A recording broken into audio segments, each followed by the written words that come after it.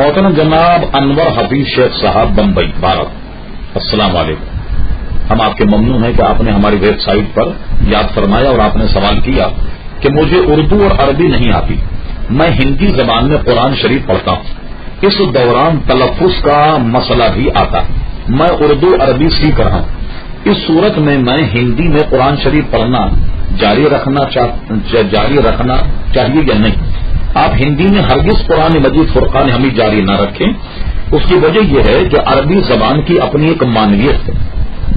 اس کے تلفظ کا ایک خاص طریقہ ہے اور اس کے تلفظ کی ادائیگی میں اتنی باریکیاں ہیں جو کسی بھی زبان کے ادب میں نہیں، لہذا آپ کوئی ایک دو صورتیں یاد کر کے اسی کو تلاوت کیا کریں تا وقت کہ آپ صحیح طور پر عربی نہ پڑھنے لگ جائیں، کسی اور زبان میں قرآن مجید فرقان حمید کو تلاوت مت کیجیے گا۔ مثال کے طور پر